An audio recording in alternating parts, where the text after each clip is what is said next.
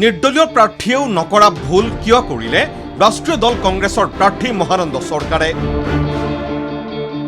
সজ্ঞানে নে অজ্ঞতাসূচক ভুলৰ বলি হ'ল মহানন্দ চৰকাৰ?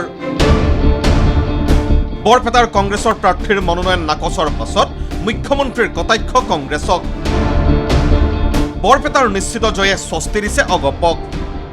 বিগত লোকসভাৰ ইলেকশ্যনৰ ৰিজাল্টে আমাক নিশ্চিতভাৱে দেখুৱাই দিছিলে যে আমাৰ বৰপেটাত এইবাৰ বিজেপি বা এজিপি জিকিবই।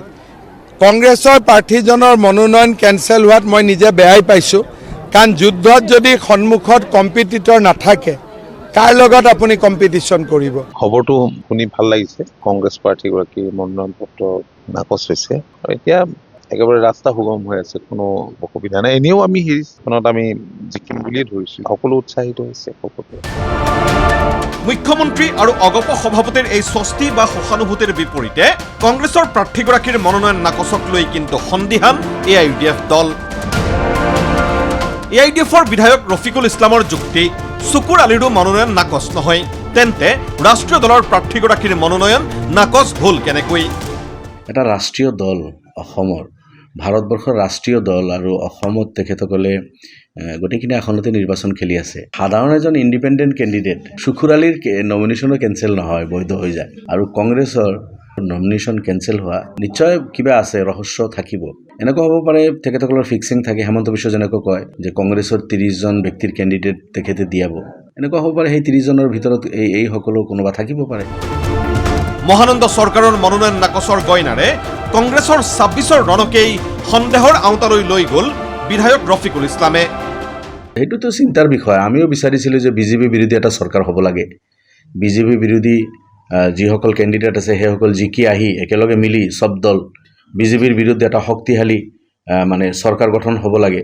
কিন্তু কংগ্ৰেছে ইলেকশ্যনৰ আগতে যদি মানুহ চেৰেণ্ডাৰ কৰি দিয়ে, এতিয়া নিৰ্বাচনত বা আৰু কেইবাজন বহে, নিৰ্বাচনত বা আৰু তেখেতসকলে বিজেপিৰ লগত কেনেকৈ যোগাযোগ কৰে, কি কৰে, এইবিলাক এটা চিন্তাৰ বিষয়। স্মৰ্তব্য, মহানন্দ চৰকাৰৰ কংগ্ৰেছৰ টিকটত নাছিল AICCৰ তত্ত্বাৱধায়কৰ চহী। 19 মাৰ্চত চৰকাৰে গুৱাহাটীৰ ৰাজীৱ ভৱনৰ পৰা সংগ্ৰহ কৰিছিল জিতেন্দ্ৰ সিঙৰ চহী নথকা দলীয় টিকট।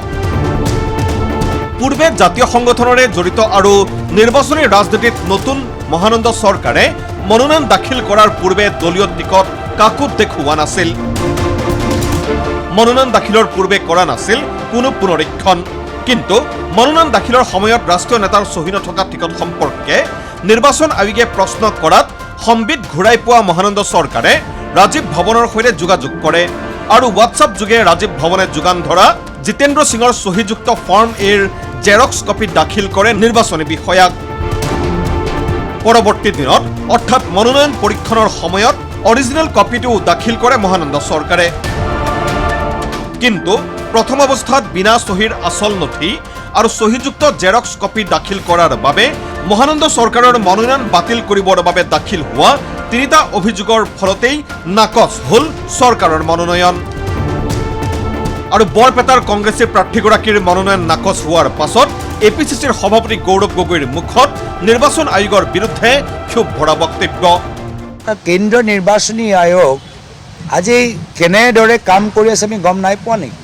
শোণিতপুৰ জিলাত কেনেদৰে কংগ্ৰেছৰ কৰ্মীসকলৰ ওপৰত বিজেপি কৰ্মীখিনিক বিশেষকৈ নৰদুৱাৰত আক্ৰমণ চলাই আছে আমি গম পোৱা নাই নেকি? 5টা ৰাজ্যত নিৰ্বাচন ঘোষণা কৰাৰ পিছত মাত্ৰ পশ্চিমবংগত য'ত বিৰোধী দলৰ চৰকাৰ আছে তাত উচ্চ স্তৰৰ অফিচাৰসকলক আঁতৰাইছে, সলনি কৰিছে। কেনেদৰে ৰিটাৰ্ণিং অফিচাৰবোৰ বিভিন্ন ক্ষেত্ৰত যে একপক্ষ হ'ব নালাগে, এই ক্ষেত্ৰত কেন্দ্ৰীয় নিৰ্বাচনী আয়োগ বিশেষ মন দিয়াটো প্ৰয়োজন হৈছে মই ভাবোঁ। Bureau report ND24।